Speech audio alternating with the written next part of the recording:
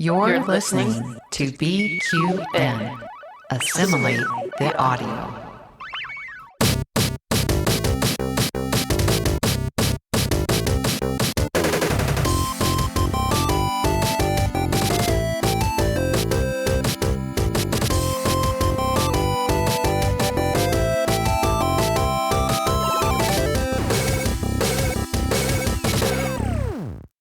Hi, I'm Davey. And I'm Mitch. And we are the Bargain Gamers. We got that done really fast. Woo! Davey's leading this one. Yeah, exactly. It's a Davey episode, everyone. And this is the podcast and YouTube show where we put the gay in gaming. While also looking after your hip pocket. That- But not really this episode. No, that's right. This one, we have loosened your purse string so much that who knows what's going to fall out of the fucking things. If I ever hear you say that ever again.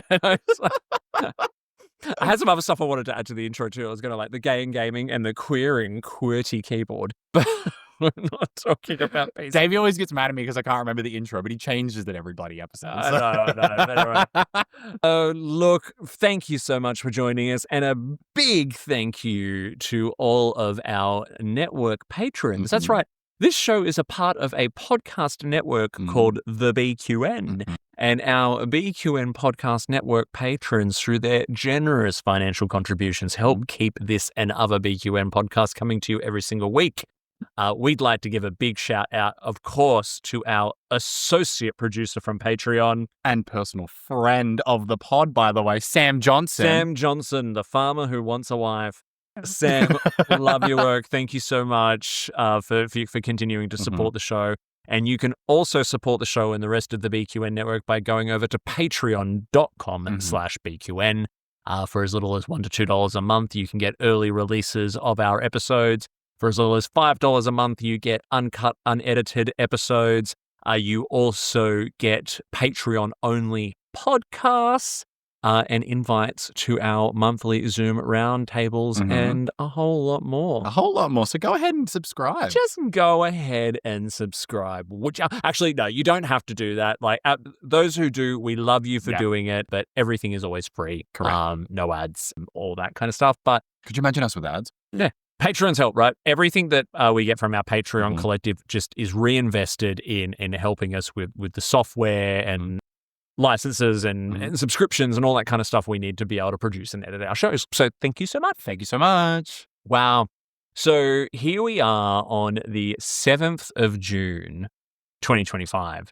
Now, what happened on the 5th of June, 2025? The Switch 2 came out. The Switch 2 came out. The two sellouts who've been celebrating queer gaming nonstop for the whole year. And now, like, fuck it. Now give us the it's Switch just 2. like, I need to spend a lot of money. We were like, queer schmear, give me the bloody give me the Switch 2, I need it. Look, I thought it was really important that we do this episode up front and when it's quickly and timely and relevant because I got one. He sure did. And look, I'm not ashamed because I am a massive Nintendo fanboy. Like I've always been since the N64 days. I love me some Nintendo. Who doesn't? So look, I went out, I spent the $760 on the Mario Kart World Bundle, which I'm showing on the YouTube version now. There's the box. I did hold the stable once, could you? I did a very dorky unboxing video on the YouTube channel. I've always wanted to do one of those. I literally content creation. Literally at 8:30 in the morning on Thursday. You're such a loser. Shaking the box at the camera. Oh, look what I got. Look, everyone. And then I went and saw the thousands of other people who'd done it on YouTube before me who went to midnight launches. But no, it's cool. You played It's a big one as well. Big launch. Everyone's excited for a launch. Yeah, it's so interesting. And even at the age of 41, it's so exciting when a new console 100%. comes out. I still get super excited by it. And do you know what? I'm loving the Switch too. Loving it. I got to play a little bit today. Loving it, by the way. Yeah. And so, look, we wanted to jump in and do an episode early on, I've had 48 hours with the bloody thing, but really wanted to dive in with some early impressions, right? So for those watching on YouTube, Here she is. You can see our light in the background as well for those watching. Yeah, exactly. one thing I want to, so I guess I want to split this into a few different topics, right? Mhm. So the hardware experience itself, Mm. the flagship launch game, which is Mario Kart World. Flagship launch game, singular. Well, and we'll touch on that too. Mm-hmm. The game updates, both free and paid, to Mhm. existing Switch games, and some other surprising game updates that people weren't expecting. Mm. Quickly want to touch on how some of the AAA titles from like PS5 and modern gen Xbox are performing on it. Yep. The GameCube Classics, which was, oh my God, I reckon I played the GameCube Classics before I touched on any of the new stuff. May as well. Half the sell, honestly. And then any other bits and pieces. So, Sounds good. yeah. So first of all, $700 for this. Fucking hell. 700 Australian dollars. 700 Dollary doos. Australian dollar dues. Now, this has copped quite a bit of criticism. Copped some criticism. hasn't it? Copped it right That's up the purse strings. That's a very Australian term. Copped it. It's copped it. But, okay, here's the thing, right? Hear me out. Hear me out. People are upset because it's expensive by Nintendo standards. It is. And shit is expensive at the moment, It right? really is. You know what I mean? Like, and you know what? I sold stuff to buy this, Yeah. right? And I have a job. And your hole hasn't been the same since. And my purse strings are just Stop it with the first strings. Okay. Anyway, here is the thing I'm thinking of when it comes to this, right? Mm-hmm. I can say from my experience with this thing so far, it is a premium product. Mm-hmm. It is a great gadget. It's not as powerful as like the Steam Decks and all that kind of stuff, but they cost over $1,000 Exactly, in most cases. And things like PS5 and all that kind of stuff, they are powerhouse machines and they come at a premium price. But they're also anchored to your home, Exactly. which is something different. But so. like, and these are probably the same people who don't bat an eyelid at paying $2,000 for a new iPhone every other year. And this, it's such an interesting. So you're taking umbrage with this, I said. I am taking umbrage. And look, I could absolutely sympathize with the people who feel like they've been priced out of it because maybe Nintendo is the one that you can usually always afford. But I think the value is there and and definitely the potential is there. There's been some criticism that the launch lineup is quite weak. And maybe I'll get into that a little bit soon. But here is how I have kind of been comparing it, right? Imagine that you've been getting by with an iPhone 6 or an iPhone 8 for the last couple of years. And then suddenly someone gives you the brand new, what iPhone are they on now? 55 Plus X. 55 Plus X Pro Who knows? limited edition. In gold. and that's what it kind of feels like picking this bad boy up. Like it's essentially a very similar experience. Yes. Everything, you and I played it, like the UI is all very much the same, much smoother, a lot less clunkier. All the old games still work. Yep. But there's also newer games. Yes. Well, that's the thing. Like, I wouldn't use the term polish a turd because the Switch was never a turd, but like Nintendo will, you've seen it with GameCube, goes to Wii, goes to Wii U, goes to Switch. They've always changed it up. It's always been this crazy new invention, experiment.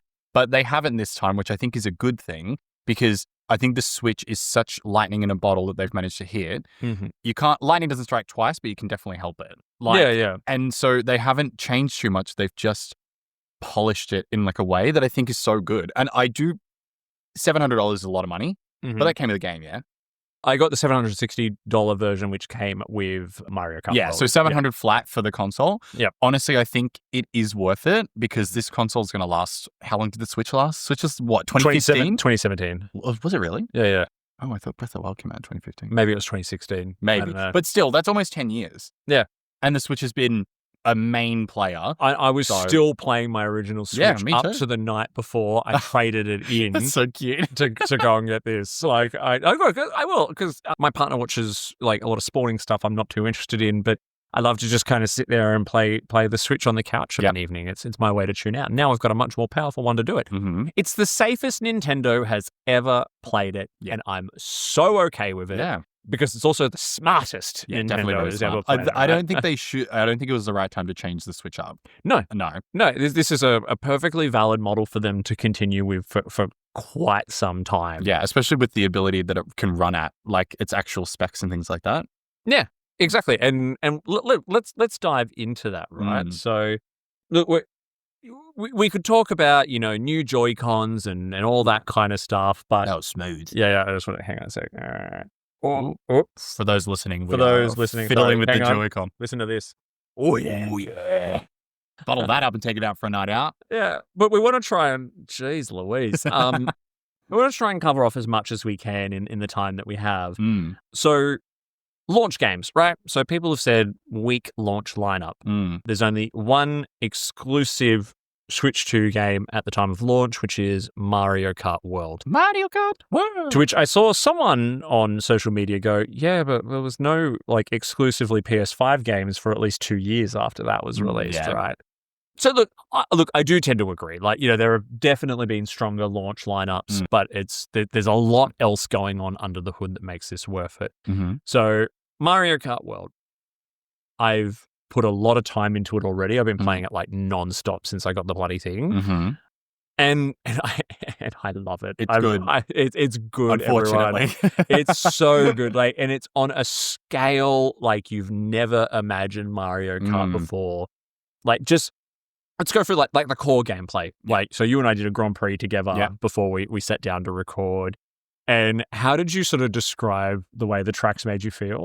I felt like a TikTok kid where it was, instead of like you play the thing, you have a pause where you can get up, have a glass of water. It was non-stop gameplay, which was it's very now where it's like the consumer's attention span is so limited. Yeah. And they make the jokes about like having Subway Surfer in the side when kids these days are doing stuff. But it's very that where it's just like, you know, you do a course and then you do the bridging section where you bridge between one you course drive to the next course. And that matters as well because you get points through that as well. So it's like you're playing and you're like, oh, thank God I came first. And then it immediately started. I was like, oh my God, I have to try and beat Davey again because I did beat you.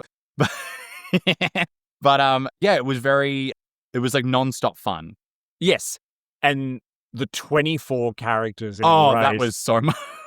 It's just nuts. Well, unfortunately, Mario Kart has this thing which I've coined called the item clusterfuck, which is in the middle of there. So if you go from like 4th to like 9th, you're just being bombarded with items. So I can only imagine, I wouldn't know because I was first pretty much the whole time. Yeah. But I can only imagine that is just a nightmare scenario to be in with 24. Especially in the online battles. I did a 24-person online game recently, as recently as today. And yeah, I was stuck up the back and it was an absolute cluster fudge. So yeah. Were they all playing as the cow? No. But huge roster of characters, by the way. Too many, I would dare say. Huge roster of characters, huge roster of maps, and just the tracks are just they're enormous, right? Yeah. So there is a big open world that connects all the tracks, and you feel it, right? Because you go over like a hill, and there is just you've never seen Mario Kart before with just so much detail. Yeah. Stretching off into the horizon. You kind of always know where you're going, which is good. See, I actually, contrary to that, I actually think that is the opposite for me because you got lost. So I can only really speak on some of like the Mario Kart 8 tracks for this, but some of the newer ones that they introduce, I got so like, I was like, where am I going? I'm like bouncing over rooftops and stuff. And I'm like, hang on, where is the course? And maybe it's just me, maybe it's my ADHD where everything is like there's stuff falling everywhere and there's stuff moving and I'm just like, woo. Yeah, but the World, I didn't have an issue with what we were playing, but I can imagine Rainbow Road is probably going to give me an aneurysm. Rainbow Road is quite possibly the most intense experience I've I don't want to spoil too much for anyone that hasn't played it. But yeah, Rainbow Road, blew my mind. It's the best Rainbow Road ever. Not the surprising. best one ever. Yeah. It's fun. For me, it's the best one ever. Yeah. But yeah, look, I could say that because and look, it kind of needed to be a bit of a step up. Right? Yeah. Like if it's going to be the flagship launch title for the new system, it absolutely needed to be a Mario Kart experience that people could relate to, but also one that just blows their mind at the same time. And this is going off the skirt tails of Mario Kart 8, which was probably the most well-received Mario Kart game ever made. Oh yeah, and that game has lasted with new content still being delivered for it 10 years after its initial launch, right? And I loved Mario Kart 8. Such a fun party game. And I think this one will definitely pick up and go in all kinds of crazy new ways. I haven't had a chance to do any of the social stuff yet, like the chat features or anything like that.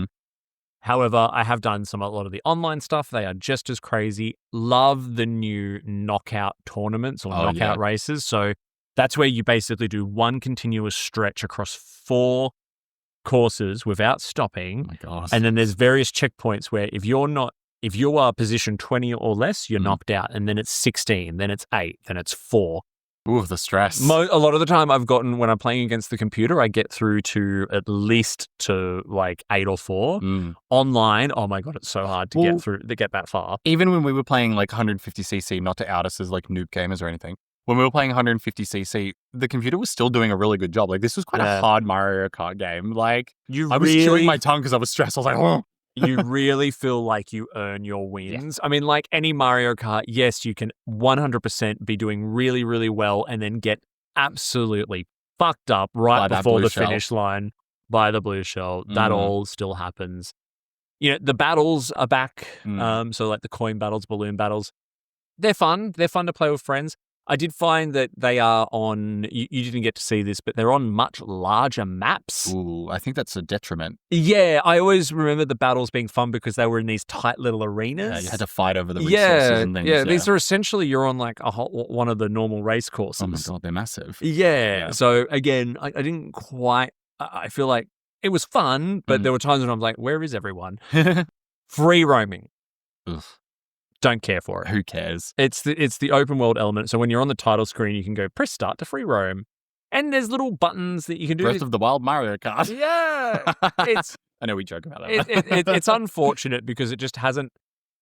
Doesn't land as well as I was maybe Nintendo was hoping that it would. It's just the Breath of the Wild effect that's just happened. Like, unfortunately, every game is pandering to that in some way or another. Like, yeah, and even Nintendo with their own IPs, like, yeah, and look, you know, whatevs. Like, you know, you can do some little challenges and stuff, but it doesn't take away from the core gameplay. So, yeah, if you like it, you like it.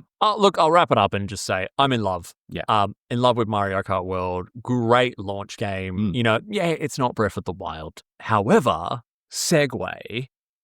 There are the other thing that is the updates to existing Switch games. Some paid, some free. However, as a Nintendo Online member, I got them all for free. Oh. So the first one I tried was Zelda Tears of the Kingdom. Of course. Which we played a little bit of before. We did. Oh my God, it's so pretty. It's beautiful. The 60 frames per second, the increased resolution is just stunning, right? And it was a stunning game already. It's even more stunning now. I never actually finished it, but now I want to, so I'm definitely going to do that. You do notice some imperfections, like some of the pop-in is still kind of there from time to time. You notice some of the some of the blurry textures that we use to maybe save space, but absolutely just, you know, the way that these games are meant to be played. Yeah. I haven't tried the Breath of the Wild one, but, you know, essentially the same thing. And everyone's going, you know, this, you know, it is still a masterpiece, and now it's even more of a masterpiece. Breath of the Wild is a 10-year-old game, and it still looks amazing. Like, it's crazy. The one you were really excited about. Speaking of games that don't look very good. Speaking of games that don't look very good. But now they do. What was it? Pokemon Scarlet and Violet. Pokemon Scarlet and Violet. Brand new game. I've just been pretending that they've just released a new Pokemon game. Oh, yeah. Look, I've told you before. I downloaded Pokemon Scarlet so I'd have something to talk to you about. And I just complained. Oh my God, it was so bad. It was hard to play. Oh my God. It's the only Pokemon game I can't replay. So glitchy, and the frame rate. And I'm like, and the graphics aren't even that good. Like, there are better looking games on the original Switch that perform better than that game did. So anyway, now it's in wonderful 60 FPS. God, Nintendo the graphics still suck. Yeah. But Nintendo really flopped their dick out when they put that trailer out for the Switch 2 release, because they showed the lake, the notorious lake, where it bugs your whole console, and there's like 40 Pokemon in there. And we did a little bit of a play, and I checked out Castle Royale Lake and things like that. Looked great, didn't notice any lag. The textures all look great for everything. The pop-in is still there, but there's more Pokemon on screen though, yes, which is cool. I follow someone on Twitter. Yes, I will keep dead naming that app. Where they were in Area 0, and there was 42 Pokemon on screen at one point. Wow. The Switch I think my Switch would explode if that many Pokemon were on there. So would do it. Yeah. But that's the thing. A lot of in the Pokemon community that I've been viewing, they're all just joking that, they just released a new game. Scarlet and Violet just got released. There's no such thing as the previous version. So this is obviously the definitive version of the game. Yeah. And it's obviously, well, I shouldn't say obviously, hopefully this is going to carry through to Pokemon Legends EA. And that game is not going to have the same issues on launch that Scarlet and Violet did. Yeah, and again, like, I'd put this game down. I will definitely. It was ugly. It was even like. And again, it's such. I mentioned I love to just play my Switch on the couch of an evening whilst my partner's watching TV, and games like this are perfect for it, right? Pokemon games are made to be held in your hand. Yeah, exactly. Yeah. So I'm really excited about that. They've done really, really well. There were some others as well, like Mario Odyssey. I touched on that for a little bit. I couldn't quite see the difference. I thought it was already a beautiful looking game. Mario Odyssey is already fantastic. That already ran really well. I've seen some comparison videos online where I'm like, oh, okay, cool. Now I see it. Yeah. But I didn't touch on that one too much. Some things that surprised a few people though, right? So there are other games which are not in the list, which are actually running better on the Switch too. Ooh. Because they have the coding in it or whatever doesn't cap the frame rate. Right. So it's not every game. Noticeably, people mentioned Bayonetta's 2 and 3. Bayonetta, they were held back a little bit by the original Switch, and they are glorious games to watch. And also because they didn't cap the frame rates when they're running on the new hardware. Apparently, everyone said it's incredible. Yeah. They're feeling like whole new games. Love that. So Bayonetta deserves better anyway, so I'm glad. Yeah, I found it. I found some Reddit posts where they're talking about that, and there's like lists of games which are benefiting from just running. Unfortunately, it's not all of them. There are others that will need to get specifically patched for it. Yeah, but that should be easy, right? Like in a lot of one of the ones I'm really hoping for, so it was the swan song of the Switch, which was Xenoblade Chronicles X Definitive Edition. Just never played it. Such an amazing RPG. Yeah. I actually think you would enjoy it. Probably would, yeah. But it looks beautiful on the original Switch, but yes, very held back by frame rates and all that kind of stuff. Again, they could just maybe patch it, unlock 60 FPS, make it look beautiful. But yeah, anyway, so I think, again, this is just where this has just been so smart because it's just like you've upgraded your PC, right? And you're going to get new games that are only going to work on that PC, which are going to be amazing, and you can still play all your old favorites, some of which benefit from running on the new hardware. 100%. Which is really cool. The next one I wanted to touch on really quickly because I know you've got to go. I have brunch. Yes, brunch. So there's a number of AAA titles which have shown up, which used to run on like PS5 or modern day Xbox, namely Split Fiction, Cyberpunk 2077, and Hogwarts Legacy, some of the main ones which have been noted. Now, again, I was interested to play these because they did a lot of ports on the original Switch of like Witcher 3 and Hogwarts Legacy, and they were super low poly, low res, ugly looking affairs. Ports. Everyone was just like, oh, too much compromise had to be made to get them running on it, right? Yeah. So we sat down and played a little bit of Split Fiction. I was so impressed. Very impressive. It looks like a very high-end PS4 game. That was, it's like, this is like somewhere between like a PS4 and a PS5, right? Yeah. Obviously, they were still going for like that vague cartooniness as well. So we're not knocking you for not having like complete utter realism, but... Yeah. I think the main thing you will probably notice is, these games are not running in 60 FPS and they probably never will. Yeah. But I saw someone say online, I will happily take a game that maintains a consistent 30 or 40. Correct. Over pushing for something that it might hit every now and then, right? But it looked good. It was fun to play. Well, it was on Unreal Engine, which is so rare to see on like a Switch game. Obviously, I know it's not originally a Switch game, but like seeing the Unreal Engine pop up when I'm playing on the Nintendo Switch, I was like, what the hell? This thing can run that? So... Yeah, and look, and Cyberpunk is another one which I think everyone's really curious about. It's $120 on the Switch store, so I went and watched the Nintendo Life review, and all their footage was captured, and they give you different modes, which can sort of switch between 30 and 40 FPS, and like performance modes and fidelity modes. Yeah. And they basically just said, like it's good, right? And especially in handheld mode. Yeah, the fact that you can take it with you, that's insane. Yeah. Like that is where these games like really, really shine. Yeah. Because you're probably less likely to notice any of the slight graphical when downgrades. Handheld. But again, even in Split Fiction, I didn't notice. No, and you've got a big TV. I have a massive TV. I was not looking. I said to you, I said, what if you gave this to someone and didn't tell them that they were playing the Switch version? And I mean, obviously they're holding a Switch controller. Yeah. But whatever. So again, I'm so excited by those possibilities. It's a new renaissance. It's just renaissance is our word of the day. We've used that a few times. So I'm excited to see, again, it becoming the Switch 2 becoming a real contender for cross-platform games. 100%, yeah. I think that's the way of the future, really, anyway. Well, exactly, because, like, you know, to be able to go, all right, I'm going to take Cyberpunk 2077 on my Switch.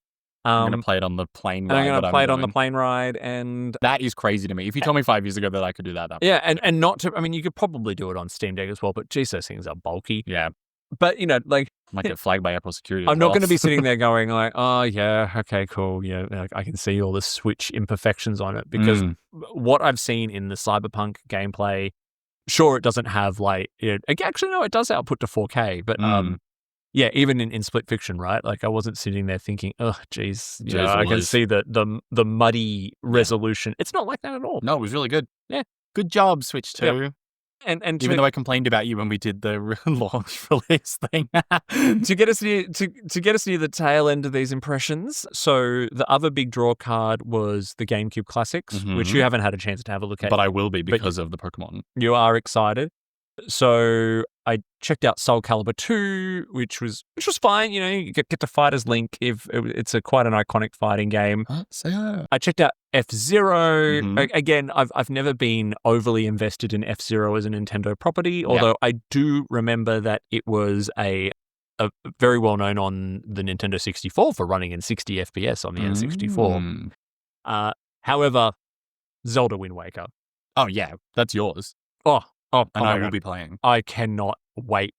I played a little bit of it just as part of, you know, getting a bit of everything under the hood to do this initial impressions, and just loved it. Loved it.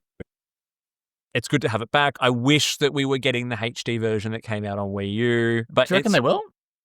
Look, we'll see what happens. I think that what's interesting about these GameCube Classics is two things. One, I will definitely buy the GameCube controller. You can map controls to like your Switch Pro controller to make it a little easier.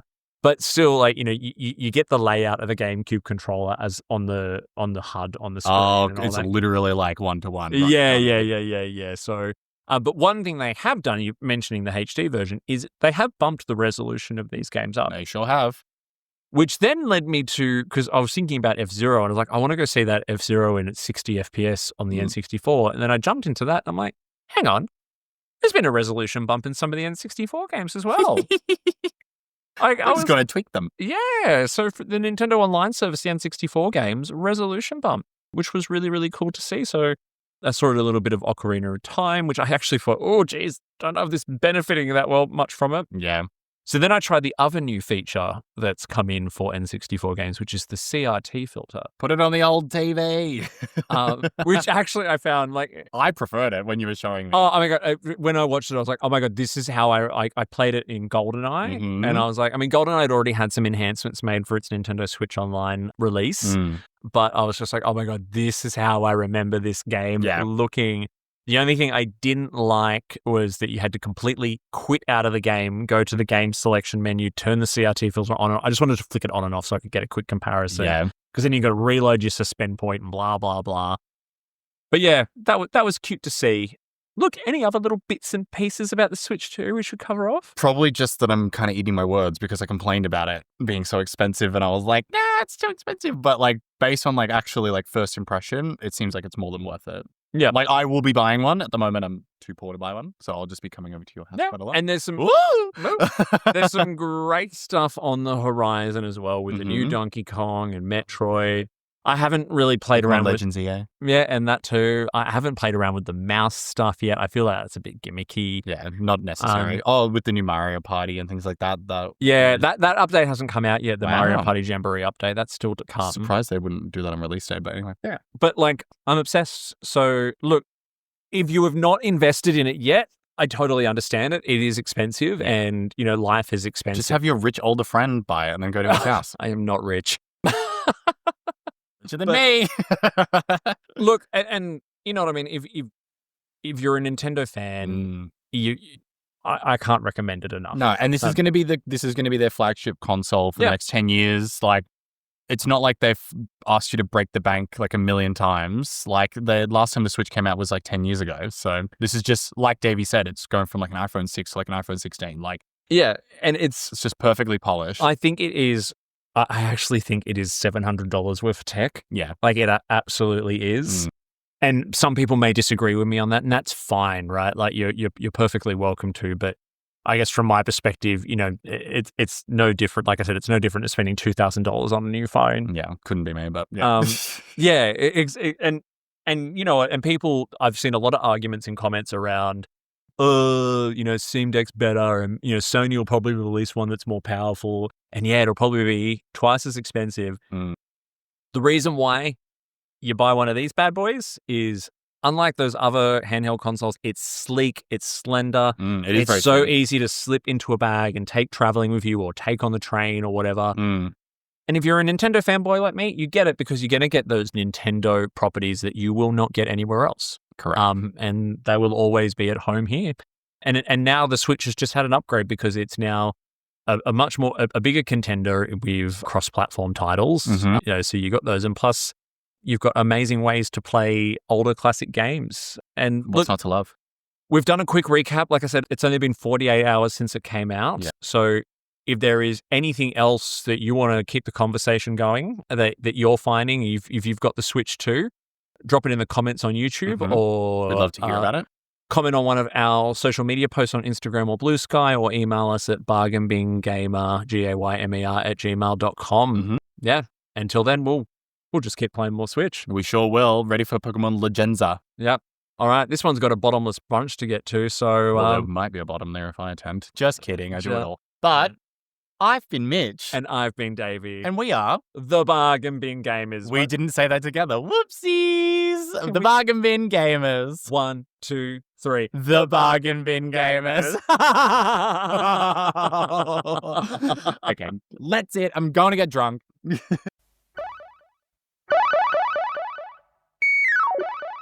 If you enjoyed this episode, make sure you give it a big thumbs up on YouTube or follow the podcast wherever you get your podcast from and leave us a 5-star review. Be sure to follow us on Instagram and Blue Sky and follow along on our live Twitch streams. You can also continue the conversation in our BQN podcast Discord by clicking the link in the episode description. Don't forget that the Bargain Bin Gamer is part of a larger network of podcasts called the BQN. You can support this and other BQN programs by becoming a patron over at patreon.com/BQN. We'd love to hear your feedback on the episode. Leave us a comment on YouTube or send us an email to bargainbingamer, GAYMER, @gmail.com. Until next time, au revoir.